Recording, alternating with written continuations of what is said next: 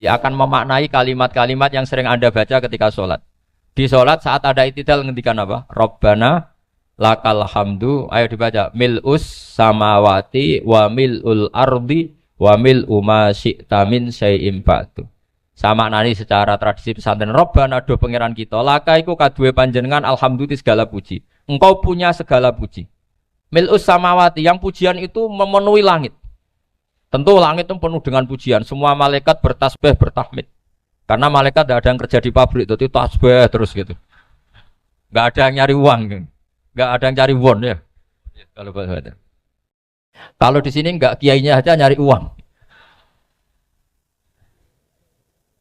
Terusannya apa? Wamilul ardi, dan pujian itu memenuhi bumi. Korea termasuk bumi Allah apa enggak? Jadi saya sudah menduga suatu saat Korea itu ya penuh dengan pujian. Dan ini betul.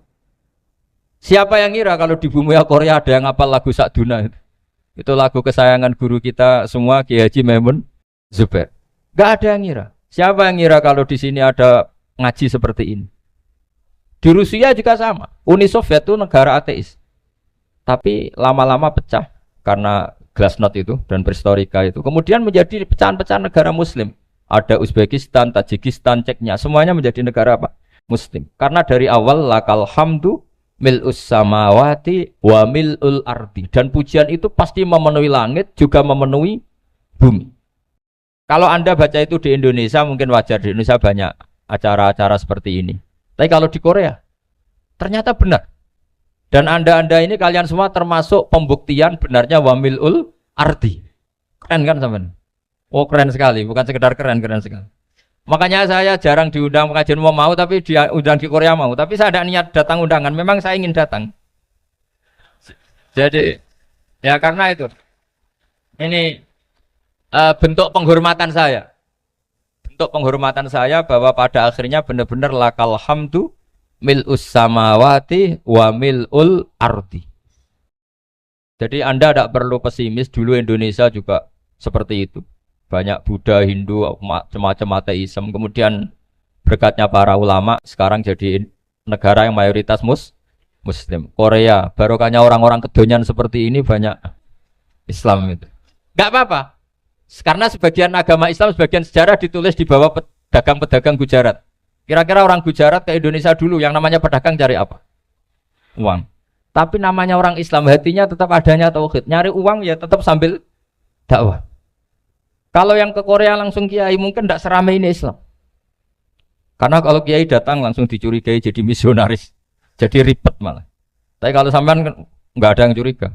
Namanya pekerja saja nyari uang. Dan itu memang fakta. Cuma kadang ya sadar terus ya bagus lah seperti itu. Gak apa-apa, maksud saya ini saya memberi support, memberi tasjek bahwa Allah itu luar biasa. Jadi kalau ingin menyebarkan agamanya macam-macam. Kadang kiai tidak bisa mengislamkan orang, itu anak-anak mahasiswa pacaran, itu banyak yang pacarnya itu masuk Islam. Tapi sampean jangan bilang pacaran halal, ya tidak pernah. Tapi Allah kalau menghendaki memberi hidayah itu jalannya macam-macam. Ada yang lewat kerja, coba yang bayangkan ada tahlilan di Korea itu semua kiai tidak pernah bayangkan. Tapi setelah banyak pekerja di sini, kemudian mereka insaf atau sedang insaf, tidak tahu ini. Sampai kapan insafnya juga tidak tahu. Tapi yang jelas ini hebat. Ini apa? Hebat. Tahu-tahu ya seperti ini. Makanya iman saja Rabbana lakal hamdu mil'us samawati wa mil'ul ardi. Masih ditambahi wa mil'u ma syi'ta min syai'im ba'du. Karena Allah itu zat yang tidak terperikan, zat yang tidak terbatasi. Maka pujian di langit dan bumi ini masih kurang. Masih ada apa saja yang nanti akan dipenuhi oleh pujian kepada Allah Subhanahu wa ta'ala. Wa mil'u ma syi'ta min syai'im ba'du. Dan pujian kepada Engkau ya Allah akan memenuhi semua ruangan yang Engkau kehendaki. Mungkin suatu saat negara-negara yang sekarang yang paling minim Islam itu di Amerika Selatan. Kayak di Argentina dan sebagainya. Nanti suatu saat juga penuh dengan pujian karena tetap Rabbana lakal hamdu mil'us samawati wa mil'ul ardi wa mil'u ma syi'ta min syai'im ba'd.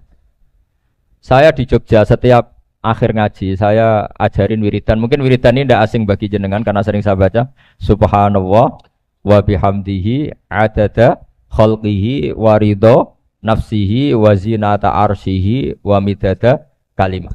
Bahwa kita memuji Allah itu adada khalqi, sesuai jumlah makhluk Allah. Semua makhluk Allah meskipun kelihatannya mengecewakan, ini semuanya memuji sama Allah Subhanahu wa taala. Meskipun kadang kita kecewa, kadang kita tidak cocok. Coba barokahnya Anda ini agak-agak kecewa gitu dengan Indonesia karena nggak menyediakan lapangan kerja untuk Anda. Tapi ya nggak kecewa-kecewa amat ya, agak-agak saja. Karena Anda tetap semua mencintai Indonesia. Gara-gara agak-agak kecewa cari negara lain. Akhirnya di Korea, ada yang di Jerman, ada di Inggris. Tapi bawaan pernah ngaji di musola, Islam ini ke bawah. Sehingga karena Islam ini ke bawah, tahu-tahu ada komunitas yang memikirkan Islam. Umumnya orang mikir Islam itu ya bikin masjid. Kalau di Korea unik, nyewa apa? Nyewa gedung untuk masjid. Itu kalau diceritakan di Indonesia aneh. Ini masjid sewaan. Masjid. Tapi kalau di sini lazim, karena kalau beli mahal ya cukup sewa. Saya tidak tahu kalau dalam terminologi agama tempat Anda sujud ini nanti jadi saksi di akhirat. Itu yang permanen apa yang sewaan tidak tahu. Jadi nanti bumi ini tanya, ya saya ya Allah pernah dipakai sujud, tapi setelah 1 tahun nggak kuat menambah lagi. Makanya saya dukung tadi yang ada gerakan masjid apa. Sebenarnya permanen nggak permanen itu tetap bagus, ada usah memaksakan. yang jelas saya sudah ikut nyumbang lelang tadi, dan saya berharap uang itu benar-benar untuk masjid. Kalau untuk takmirnya juga gak apa-apa, yang penting untuk menghidupi masjid. Saya juga termasuk kiai yang gak suka kalau hukum itu terlalu fanatik. Misalnya uang ini untuk masjid, kemudian imamnya diterlantarkan. Karena alasannya ini untuk masjid. Imam kan gak masjid. Nah ini kalau imamnya gak diservis, kemudian mutung terus pulang ke Indonesia. Ini jadi masalah. Tapi saya juga gak suka kalau ada negara gitu. Betul-betul saya gak suka. Yang imamnya itu terlalu diservis. Ini buruk sekali kan. Pernah ada anekdot, ini anekdot tapi nyata. Ada negara yang sangat sehat, Islamnya sangat sehat. Itu imamnya 1 bulan tuh digaji 70 juta. Kira-kira 70 juta dibagi 1 hari berapa? 5 sholat ya? 5 kali 30 berapa? Kira-kira saja. 150. Berarti per sholat dapat berapa ya? Kira-kira kan biasa potong gaji kalau berapa kira-kira?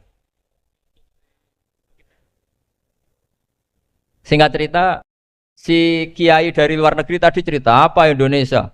Kiainya miskin-miskin, datang ke masjid kan kadang pakai ontel, adzan sendiri, qomat sendiri, sholat sendiri kadang. Itu nasib orang-orang Sragen dan Salatiga sebagian. Itu yang lapor karena mereka itu. Kalau Rembang insya Allah enggak. Tapi ada semuanya Salatiga, sebagian begitu. Itu yang cerita kiainya, bukan ini bukan hoax. Memang kiainya cerita. Nasib kiai di Salatiga Gus katanya. Itu digojlok. Tapi tetap sholat. Sehingga cerita orang tadi cerita, imamnya di sana naiknya Mercy, muadzinnya pakai BMW. Itu tetangga sebelah Indonesia banyak yang fasilitas imam seperti itu. Karena gajinya sampai 70 juta. Setelah dia cerita bangga karena negaranya mengapresiasi imam sholat, sama kiai Indonesia dia omongin gini. Makanya kamu sholat terus, takut potong gaji ya gitu. Itu kagetnya bukan main dia. Dikira itu satu sifat kelebihan negaranya, ternyata buruk sekali karena imam sholat karena takut potongan gaji. Akhirnya ke Indonesia bangga, alhamdulillah kita sholat tambah gaji. Dan tetap sholat. Keren mana yang digaji sama Anda? Ini yang di atas ini banyak calon imam. Tidak keren mana imam yang digaji sama Anda? Keren yang enggak.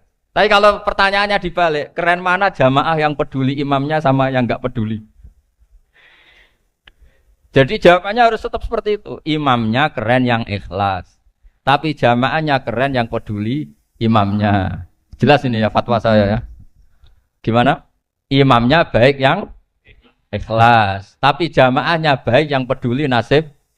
Nah, tapi sekali imam dari awal gak ikhlas itu harus di PHK. Itu bahaya bagi agama kalau awalnya sudah ada ikhlas. Karena nanti setelah habis subuh terus dihitung. Wong setahu saya sholat terus kok kenapa gajinya tinggal segini?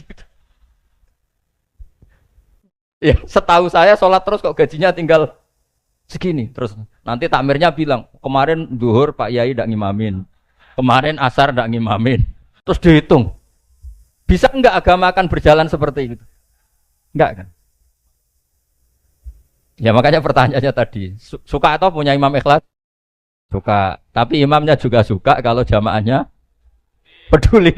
Ini penting saya utarakan karena agama itu beda. Agama ini diurus oleh Allah Subhanahu. Jadi kita mengerahkan pemikiran itu bukan karena kita akan menyelamatkan agama ini, tidak. Agama ini diselamatkan oleh Allah Subhanahu wa taala. Coba kayak apa Uni Soviet kuatnya itu. Mengkooptasi supaya orang semuanya ateis, semuanya komunis. Itu 100 tahun Uni Soviet begitu. Tapi orang-orang Uzbek, Ceknya, Tajikistan tetap ngajari anak-anaknya tauhid. Itu ada yang cerita itu sampai mengajarkan tauhid itu di bawah tanah, di basement. Tapi Allah menghendaki Rusia itu Uni Soviet jatuh.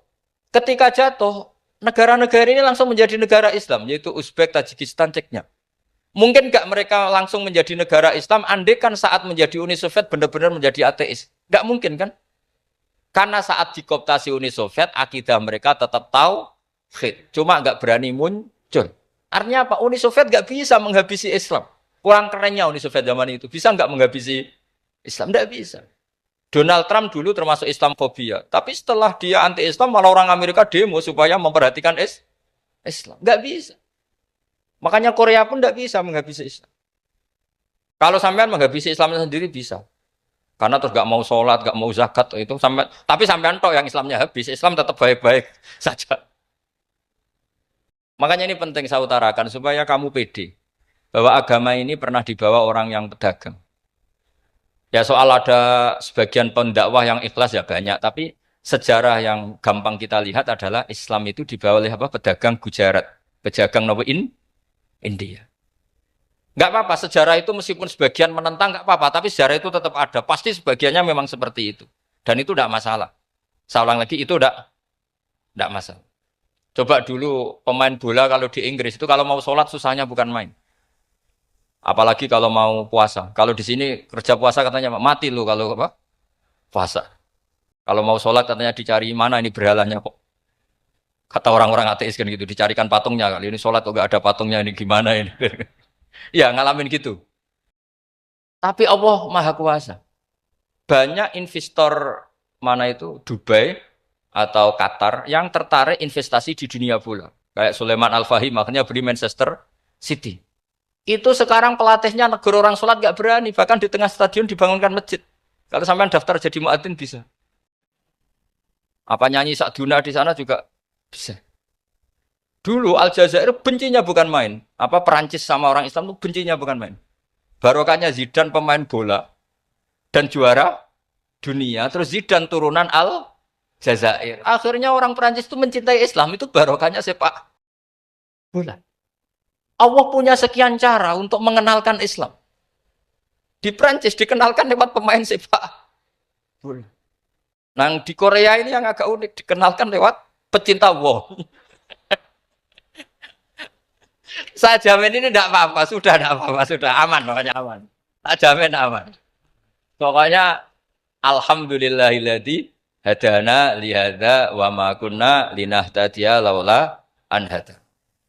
Karena agama ini dibawa oleh Allah Subhanahu wa taala, yang menjaga juga Allah Subhanahu wa taala. Sama tidak usah khawatir.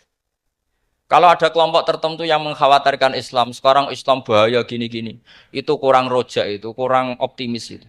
Harapannya sama Allah tipis, harus ngaji lagi. Agama ini limangka nayarjuwa hawal yaumal akhir. Agama ini bagi yang terus-menerus berpengharapan kepada Allah Subhanahu wa taala. Agama ini limangka nayarjuwa, coba bahasa Arabnya roja yarju rojaan. Maknanya harapan. Jadi agama ini bagi yang selalu berpengharapan, bukan yang pesimis, bukan yang hati kecil, apalagi yang tukang putus asa.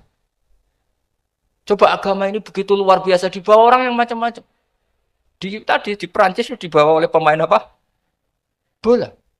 Ada masjid di Inggris itu ya dibawa mahasiswa-mahasiswa itu yang dulu sebagian yang nggak pernah ngaji, setelah di Inggris bikin komunitas pengajian. Di Korea dibawa di pecinta apa? Tapi lama-lama cinta Tuhan. Karena ya memang sebenarnya sudah cinta Tuhan. Cuma ya cara cinta ini nunggu punya uang ah.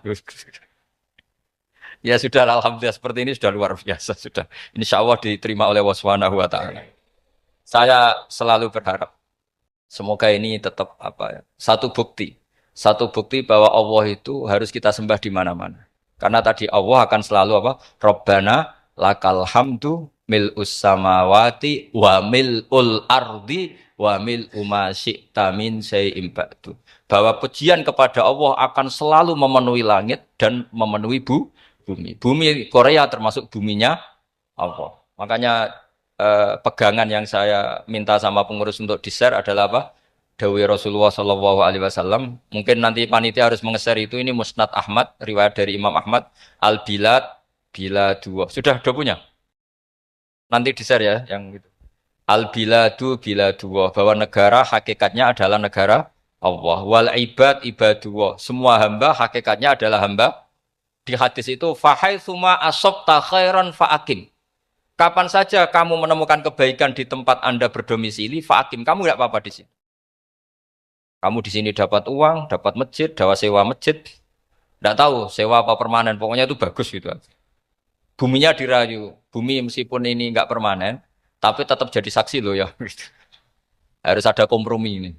Karena kalau dengar orang Indonesia jadi aneh, masjid kok nyewoi. Tapi aneh di Indonesia, ada aneh di sini. Sampean tenang saja. Tentu malaikat pencatat di sini juga sudah tahu kalau sebagian masjid itu sewaan. Jadi ya ada iskal-iskal amat lah, sudah. Nggak janggal-janggal amat karena kondisional apa? Jadi saya nanti minta panitia supaya mengeser tadi hadis riwayat siapa? Imam Ahmad bin Hambal yang diriwayatkan oleh salah satu minal asroh al-mubasyarina bil jannah yaitu Zubair bin Awam. Nabi ngendikan al-biladu biladullah, negara mana saja adalah negara Allah. Wal ibad ibadullah, semua hamba adalah hambanya Allah. Fahaitsuma asabta khairan, di mana saja kamu mendapatkan kebaikan, fa'akim, kamu tidak apa-apa berdomisili di situ. Ya saya mohon ini penting sekali. Pokoknya saya mohon kalimat tauhid ini dijaga. Karena kalimat tauhid ini kata semua ulama kasyajaratin thayyibatin asluha tsabitu wa far'uha fis sama. Dan kalimat tauhid ini pasti tu'ti ukulaha kullahinim bi'idzni rabbiha. Kalimat tauhid yang dibawa umat Islam seluruh dunia.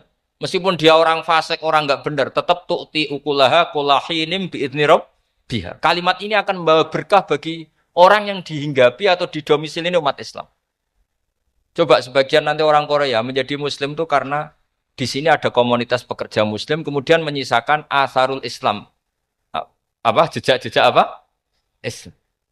Enggak apa-apa. Pasti kalimat ini tu'ti ukulaha kullahinim bi'izni rabbiha. Jadi kalimat tauhid adalah kalimat yang kata Allah tu'ti ukulaha kullahinim bi'izni rabbiha. Anda tidak usah khawatir bahwa apa yang Anda lakukan akan ditulis oleh Allah Subhanahu wa ta'ala. Kata Allah, wa naktubu ma qaddamu wa atharahum. Gimana di surat Yasin itu? Inna nahnu nuhyil mauta wa naktubu ma qaddamu wa atharahum. Saya bisa menghidupkan orang mati dan semua amal kalian saya tulis, kata Allah. Wa atharahum, dan jejak-jejak yang pernah kalian lakukan juga ditulis. Misalnya Anda sudah pulang di Indonesia, ada orang sholat di masjid ini, oh ini era Kang ini, era Mas ini. Nanti setelah itu ya ini era Mas ini, Mas ini. Menjadi familiar Islam juga barokahnya muassis-muassis ini, pendiri-pendiri ini. Semoga kalian semua barokah dan fid dunya wal ini ya. Perasaan saya juga seluruh ulama di dunia. Saya ulang lagi, perasaan saya juga seluruh ulama di dunia. Bahwa Islam masuk itu macam-macam sebabnya. Dulu kita tahu, kita sebagai warga Indonesia, Islam masuk itu ya dibawa orang yang agak kedonyan, ya kayak jenengan lah kira-kira gitu. Ya kayak mbak-mbak ini, ya agak-agak mata duitan itu. Karena kita tahu rata-rata ahli sejarah mengatakan Islam di Indonesia dibawa kiai apa pedagang.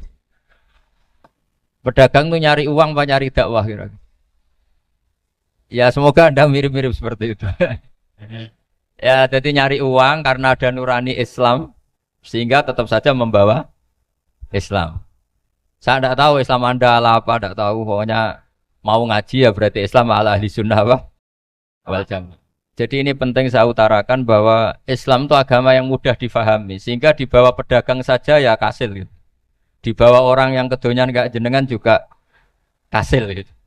Dibawa orang baik ya kasil, dibawa orang broken juga kasil. Ini penting saya utarakan karena saya ngaji di mana-mana bilang ciri utama kebenaran absolut adalah kebenaran yang bahkan orang nggak benar saja bisa bawa. Tapi bukan berarti saya dukung Anda tidak benar, kan sudah tidak benar dulu sebelum kenal saya. Tapi nggak apa-apa, nggak benernya umat Islam insya Allah dimaafkan sama Allah Subhanahu. Ya asal tobat maksudnya. Nggak, ini saya beri satu konstruksi pikiran yang saya sering utarakan di ngaji saya. Sampai sekarang saya coba saat tes ini kan di kampus ya, di apa bacanya ini Kim apa? Kim University yang global leader apa in the world itu. Ini keren lah. Jadi acara ilmiah kita ditakdir di gedung apa? Kampus, gedung universitas di begini. Kalau 1 ditambah 1 2 itu namanya hakikat. Ciri utama hakikat adalah siapapun akan menerima. Saya sekarang tanya sama Anda, kira-kira 1 tambah 1 2 itu musuh Anda pun mengatakan 2 apa tidak? Ya. Pekerja Korea ya bilang 2, rektor Al-Azhar juga bilang 2. Kamu yang sekarang sedang mungkin sebagian broken sama istri juga bilang 2. Istri kamu yang mangkal sama kamu juga bilang 2. Yang cemburu ya bilang 2, yang dicemburuin juga bilang 2. Karena begitu mudah kebenaran absolut diterima oleh siapa saja. Begitu juga eksistensi Allah sebagai Tuhan. Itu mudah diterima oleh siapa saja. Sehingga pembawanya tidak perlu seorang kiai atau gus atau mubalek atau ketemu amu indah. Cukup karyawan pekerja Korea. Karena kebenaran absolut itu kebenaran yang mutlak. Siapa saja yang waras pasti ngakui. Kira-kira orang yang berpikir sehat pasti berpikir begini, ini yang diajarkan Quran. Bumi ini kadung wujud. Sudah wujud kadung wujud, punya eksistensi. Mungkin enggak sesuatu yang wujud kemudian disebabkan oleh sesuatu yang nihilisme, yang tidak ada. Mungkin enggak? Enggak mungkin. Yang namanya penyebab itu harus sesuatu yang wujud. Di mana-mana penyebab itu harus punya eksistensi. Karena langit dan bumi ini kadung wujud, pasti penyebabnya adalah wujud. Karena wujud penyebab harus bersifat super. Lah bersifat super ini oleh ulama dikatakan wajibil wujud. Itu akal siapa saja akan terima. Cuma kemudian setelah nerima itu orang macam-macam cara berpikir. Mungkin orang Jawa dulu bilang itu Sahyang Widi. Kalau orang sini mungkin bilang apa itu? Dewa atau apa ya? Enggak tahu saya.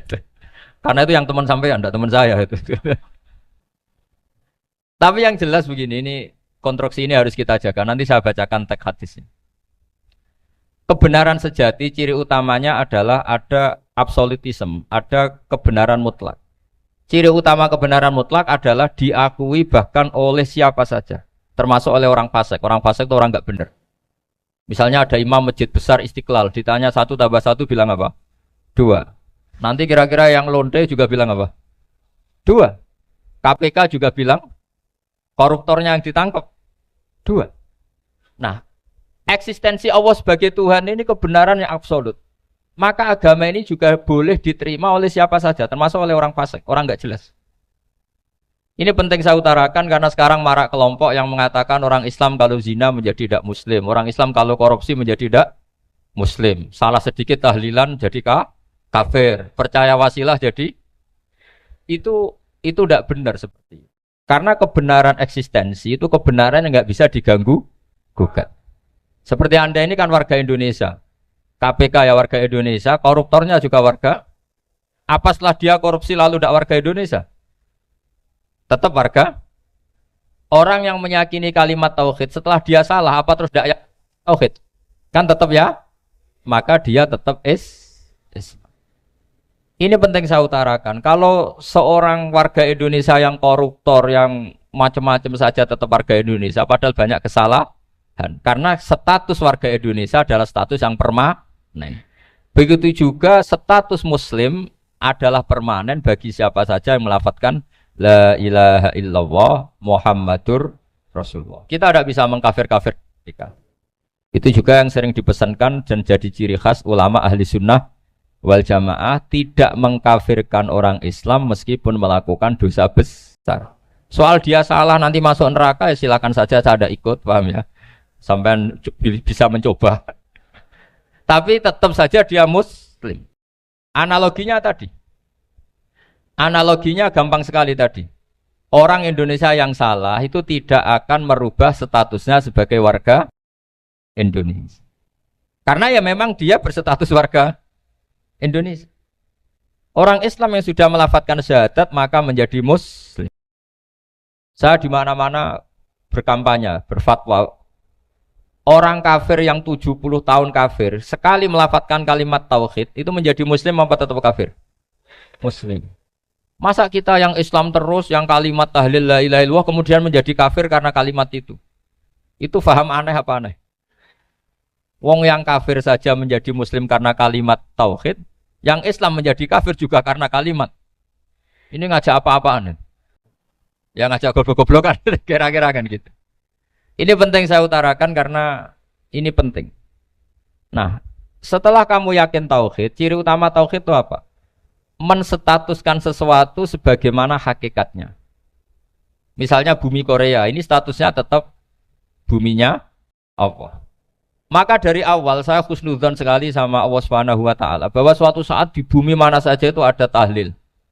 Enggak ngira kan ada ateis di sini, bumi ateis kemudian ada tahlil, ada sakduna, ada macam-macam. Ini penting, jadi saya mensupport Anda, mensupport kalian semua bahwa agama ini akan diurus oleh Allah Subhanahu wa taala. Makanya Sayyidina Umar radhiyallahu anhu kalau disuruh mikir agama itu enggak mau. Enggak mau betul deh. Ketika Umar jadi khalifah itu puncak keemasan masa Islam. Semuanya stabil, semuanya hebat.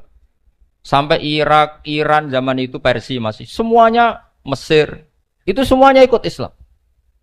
Ketika Islam pada puncaknya, yang dikhawatirkan oleh masyarakat adalah begini. Lalu setelah Umar itu bagaimana? Islam setelah dipimpin orang yang tangguh, yang kuat, yang waroi, yang zuhud. Lalu setelah Umar itu gimana? Tapi Umar disuruh mikir gak mau. Sampai setiap Abdullah bin Umar jalan-jalan di kampung-kampung itu abahnya dianggap pecundang. Tahu sampean pecundang? Orang yang gak tanggung jawab. Karena orang-orang bilang gini, ya Abdullah bin Umar, bagaimana pendapat Anda kalau ada penggembala kambing di tengah hutan atau di tengah padang rumput, kemudian dia ninggal gelanggang kambingnya. Kamu anggap penggembala ini gimana? Oh itu penggembala yang dolim itu. Pasti kalau kambing ditinggal ya kacau. Apalagi nih umatur Rasulullah Shallallahu Alaihi Wasallam. Ini abah kamu tidak pernah wasiat, tidak pernah ngatur suksesi. Lalu Islam setelah dia bagaimana? Suruh dia ngomong penggantinya siapa? Karena beliau sudah sepuh harus ada suksesi. Akhirnya Abdullah bin Umar lapor ke Umar. Ini gimana abah orang mengkomplain begini. Apa kata Umar? Agama itu beda dengan kambing katanya. Agama itu milik Allah Subhanahu. Mbok saya pikir, tidak saya pikir tetap jalan. Nah ini terbukti. Jangan ulama ya ndak, mufti ya ndak, tapi bisa menjalankan agama. Kalau agama sampean pikir malah rusak. Sudah pokoknya lakukan saja, tidak usah dipikir. Akhirnya betul. Karena agama ini milik Allah. Soal kita serius memikirkannya itu karena khidmah, karena kita ingin berbakti pada agama. Tapi Anda tidak boleh berpikir kalau agama ini butuh pemikiran Anda. Beda loh ya. Kita khidmah agama serius karena kita ingin mengkhidmai agama. Tapi agama ini tidak pernah butuh kita. Karena agama ini akan diurus oleh Allah Subhanahu. Coba pas sampean kecil, orang jilbaban di Indonesia itu banyak apa banyak sekarang? Banyak sekarang. Kiainya mutu orang dulu apa mutu orang sekarang? Tapi perkembangan Islam itu ramai sekarang apa ramai dulu? Ramai sekarang. Islam menyebar di seluruh dunia itu zaman Wali Songo, zaman sampean keren mana? Keren sekarang. Kualitas solehnya sampean sama Wali Songo? Wali Songo. Ini betul. Karena agama ini diurus oleh Allah Subhanahu. Sayyidina Umar, agama ini innallaha ta'ala yahfadzu dinah. Innallaha ta'ala la yudhi'u khilafatahu waladina. Allah itu tidak akan menyia-nyiakan agamanya. Ini terbukti. Agama ini pernah dipimpin orang terbaik di dunia, yaitu Rasulullah Shallallahu Alaihi Wasallam. Ketika beliau intakola ila rofiqil ala, ketika beliau pindah ke alam sana, diteruskan oleh sahabat yang tentu jauh di bawah Rasulullah. Diteruskan tabiin, diteruskan para wali songo, diteruskan sang sampean yang jauh di bawah wali songo. Sejauh-jauhnya. Tapi agama jalan sampai Korea. Agama jalan sampai apa? Dulu Wali Songo itu hanya sampai Mojokerto, sampai Tulungagung. Di bawah sampean, Klayaban sampai mana ini? Korea. Coba kalau Allah tidak ngurus, nggak bisa. Yang gerakkan hatinya sampean peduli sama masjid siapa? Allah Subhanahu wa taala. Yang menggerakkan hati sampean peduli sama agama siapa? Tapi yang menggerakkan sampean ke Korea apa? Uang kan?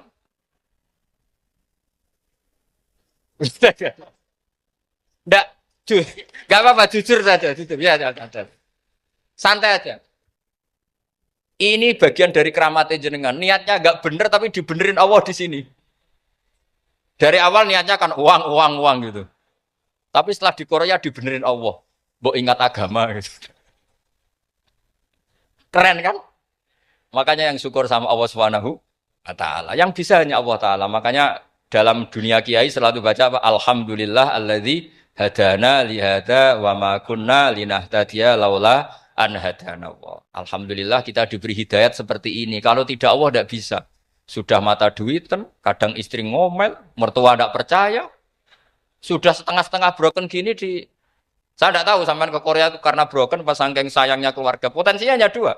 Dibela-belain kerja demi keluarga atau agak broken maka ke sini. Tapi apapun potensi itu tetap baik. Itu takdir sudah, itu takdir tidak usah dibicarakan. Semua itu apa? Karena orang kalau sedang rukun ya tidak mau tukaran, kalau sedang tukaran ya tidak mau rukun. Itu sudah semuanya takdir. Kata bapak saya dulu kalau ada orang mau jualan tanah, Pak Yai tanah saya mau saya jual. Ini gimana padahal ini tanah warisan. Kata bapak, nak waya adol ya adol. Memang ini saatnya jual ya jual saja. Nanti kalau kaya saatnya beli ya beli saja. Karena kalau sudah saatnya jual mau beli ya nggak mungkin kan. Mau memang saatnya jual. Kalau sudah kaya kan nggak mungkin jual tanah. Saatnya beli. Maka semoga masalah di keluarga sampean ya masalah musiman. Maksudnya yang tukarannya ini musiman. Yang rukunnya permanen. Jangan tukarannya permanen, rukunnya musiman. Setelah melihat yang lebih cantik, katut babon. Nggak tahu saya kalau tahu. Nah ini semoga katut masjid ini bagian dari kafaroh sampean itu. Jadi kafaroh kesalahan-kesalahan di sampean. Assalamualaikum warahmatullahi wabarakatuh.